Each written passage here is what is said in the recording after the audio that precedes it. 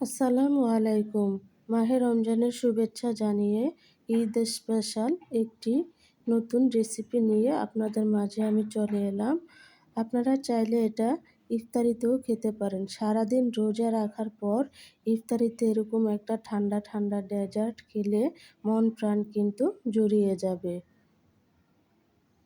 এই ডেজার্ট দেখতে যেমন সুন্দর আকর্ষণীয়, খেতে কিন্তু তার চাইতে দ্বিগুণ মজা হয়। শুধু ২টা উপকরণ দিয়ে এই ডেজার্ট তৈরি করে নেওয়া যায়, দুধ আর ডিম।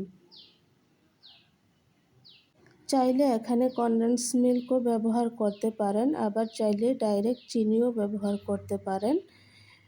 এতে করে কনডেন্স মিল্ক ব্যবহারের ফলে দ্বিগুণ স্বাদ বেড়ে যাবে, কিন্তু খুবই মজা হয় খেতে।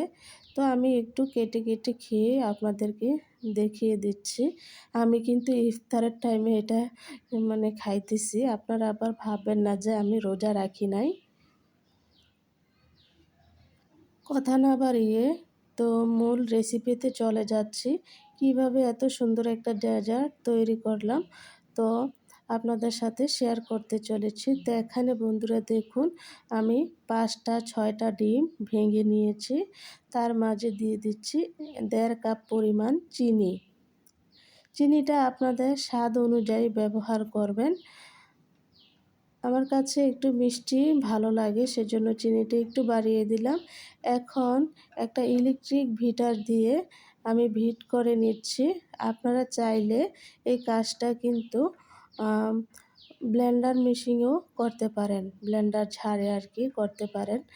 তো আমার কাছে মনে হয়েছে যে এটা দিয়ে করলেই ভালো হবে, সেজন্য আমি ইলেকট্রিক বিটার দিয়ে করে নিলাম।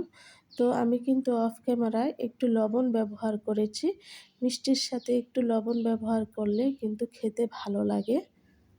তো বন্ধুরা, আমি ৩-৪ মিনিটের মতো বিট করে নেওয়ার পর এখন এখানে অ্যাড করে দেব আগে থেকে জাল করে ঠান্ডা করে নেওয়া 1/2 লিটার দুধ।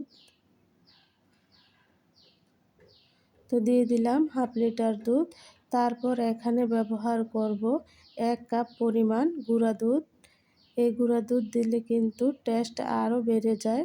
আপনারা চাইলে কনডেন্স মিল্কও এখানে ব্যবহার করতে পারেন, তবে চিনিটা স্কিপ করতে হবে কনডেন্স মিল্ক ব্যবহার করলে, কারণ চিনি কনডেন্স মিল্ক এমনিতেও অনেক মিষ্টি থাকে, সেজন্য।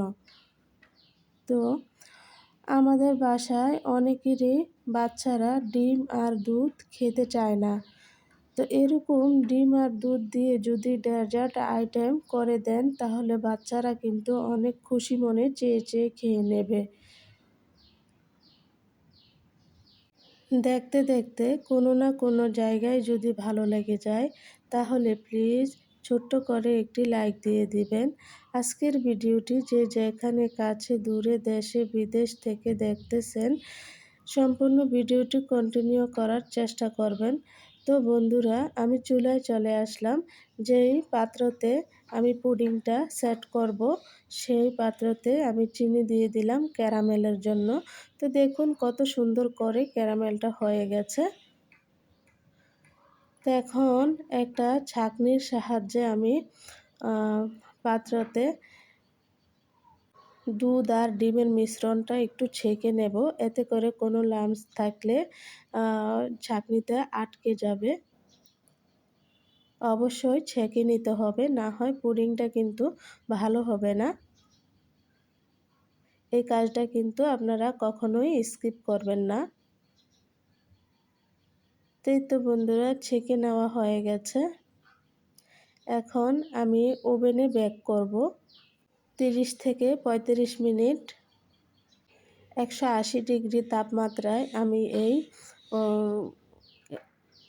পুডিংটা পুডিংটা বেক করে নিয়েছি। তো দেখুন কতটা আকর্ষণীয় হয়েছে, কতটা সুন্দর হয়েছে। আজকের ভিডিওটি কেমন হয়েছে আপনারা কিন্তু আমাকে কমেন্ট করে জানাতে ভুলবেন না। আপনাদের কমেন্ট করতে আমার কাছে খুবই ভালো লাগে, আর নতুন নতুন ভিডিও বানাতে উৎসাহ জাগে। ক্যারামেল করাতে উপরের কালারটা কতটা সুন্দর এসেছে, কতটা পারফেক্ট হয়েছে আপনারা হয়তো স্ক্রিনে দেখেই বুঝতে পারছেন। অবশ্যই বাসায় ট্রাই করবেন, না করলে এর স্বাদ কিন্তু বুঝতে পারবেন না কেমন হয়েছে।